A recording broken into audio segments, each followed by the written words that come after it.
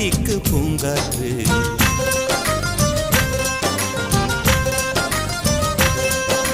மலரே ஒரு வார்த்தை பேசு இப்படிக்கு பூங்காற்று